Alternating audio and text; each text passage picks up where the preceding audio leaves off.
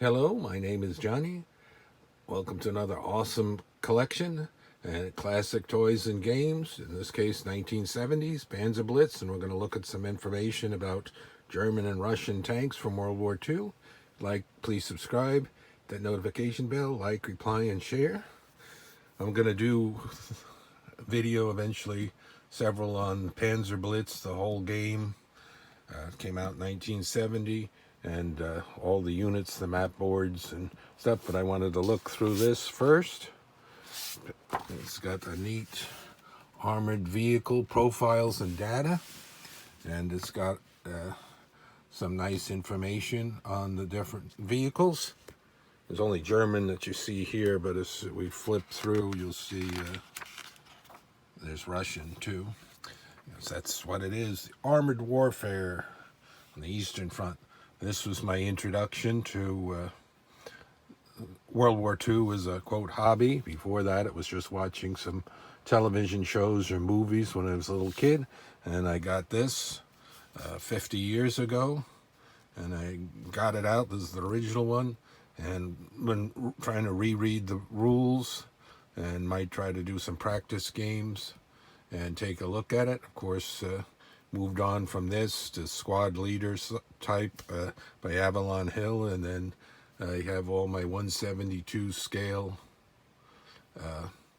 models that I play war games and 3D in the current years. And I wanted to show some of these.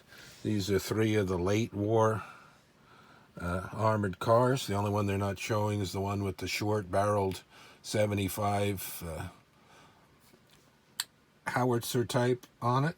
This is the pack wagon with the 75 millimeter gun on it. And then you can see some of it's got information about penetration and armor on the front and how thick it was and so forth. Very thin on this. And crew, machine guns, how many were produced and so forth.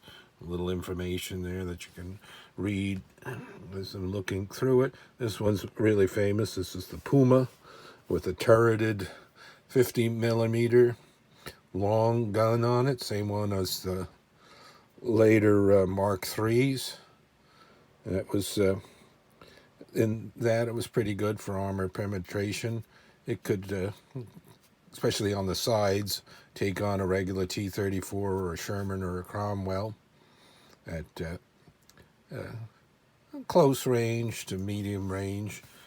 Not as good as the 75 millimeter, but all right. And then this one just has a little 20 millimeter gun on it. And you can see how many they're claiming were produced. I don't think that number's corrected on that, on the later ones, because they didn't make that many of these. And then here's the half track, the 250. They're not calling it that, but that's the KFC 251. And there was tons of variants on it and so forth with the machine guns. And there's the Malter with the Nebelwerfer rocket launchers on there. Again, very thin armor on it. Wasn't meant to be attacked by anything. It was supposed to be in the back and firing its rockets. And then we've got the two big boys for the howitzers, the Vespa with the 105, and then the Hummel, the 150. I believe that's Wasp and Bumblebee in the German language. Very cool. You can see the production numbers there. These first showed up, I believe, mid-1943 in the Battle of Kursk.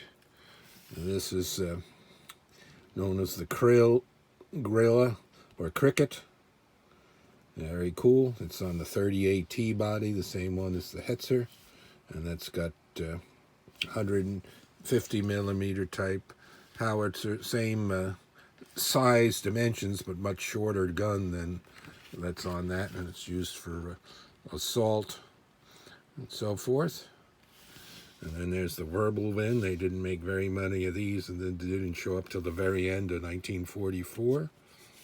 The Flak Verling, 20 millimeter, and a fully rotating turret. It also had a machine gun. And then there's one of the Russian big boys, the Su-152 with the 152 millimeter howitzer in it. They can fire that, and very effective on attacking tanks with such a large shell. That first showed up at Kursk. There's the Stu, which is the howitzer version with the 105 gun in it of the Stug. There's one of the Martyrs, and that's another one based on the 38T Hetzer body. Long 75 millimeter gun. Fairly good armored penetration. There's the Russian Su-76. They use these starting in 43, and you'll see some of these in pictures of the Battle of Berlin, because there's not that much footage that we've seen that the Soviets filmed, but you'll see JS-3s, T-34-85s, and the Su-76 there. That's open top. There was a variant where it was closed in, but it's mainly open, and it's got a 76 millimeter, somewhat equivalent to the 75. Pretty good against basic Mark IV or something. There's the Su-85.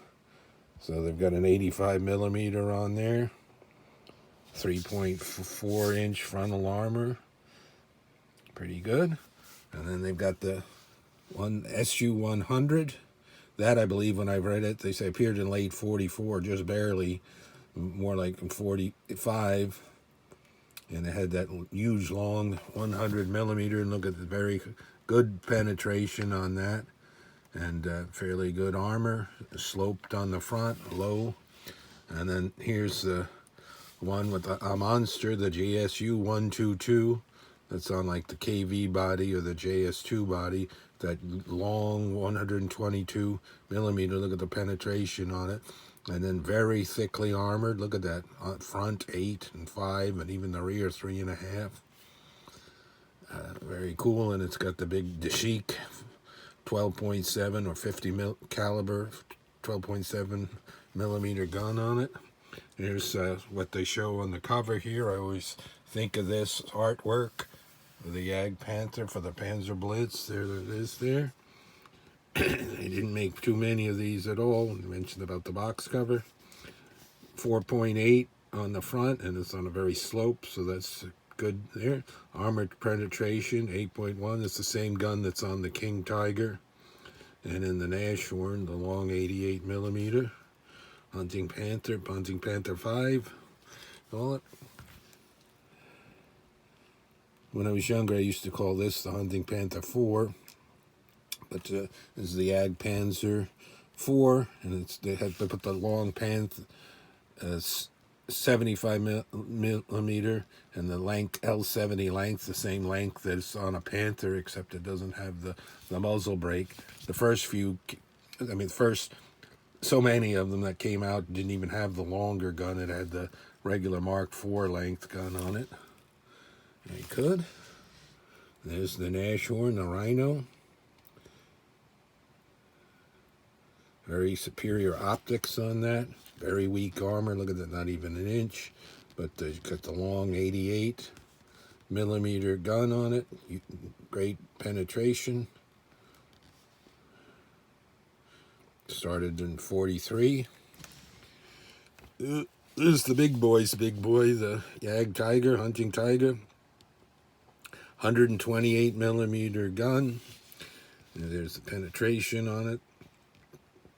9 inches on the front, and surprisingly only 3 and 3.3 on the side. It should have been higher. It should have been more like 5, because T-34s and Shermans and stuff, they're close enough, can penetrate on the side. The front, nothing's going to penetrate unless it was extremely close, and it was something like that. Not too thing, and I've always had these little comments that I always remember: too big and clumsy. And then where was the other one on the other page there? On this one, clumsy but effective.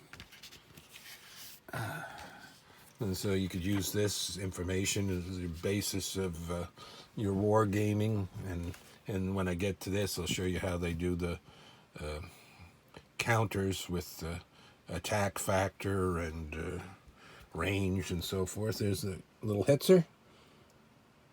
They say bushwhacker on there.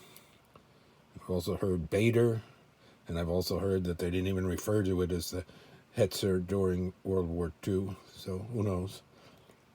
More of the Jagdpanzer 38. There's the familiar wheels on it. Had the automatic machine gun that they had up there that they could control by radio. A Rumdung Finger or whatever it's called. This is the PZ2L. It's not a PZ3. It's the last of the PZ2s. It's also called a Lynx. Very cool looking vehicle. Supposedly the Americans, when they encountered it, called it a mini Panther because of the interleaved road wheels. They didn't make very many of them, and they were only in a few divisions. And it was a recon vehicle. And there's the KV-85. Always thought, oh, that's a biggie, but I don't see that one too much in pictures and so forth. And that's got the 85 millimeter of the T-34-85, and it was just an intermediate before they came out with the full-on JS2. You can see the armor's rather thick. Armor penetration is just okay at 4.5. And you see the penetration on the 75 millimeter long, I mean not long, but regular length, was 5 for the PZ4H, and then it would be the same as the J. And then the armor isn't too good. They say only 2.6, but I read that by the time they got done, it was 80 millimeters, so that would be more like 3 something. And then just for fun, they threw in some information about the Cold War American tank there to compare it to the numbers of the Panther. There's its penetration and its armor and so forth. There's the Panther there. Long 75, L70 length. Made over 5,000 of them, but it still wasn't enough.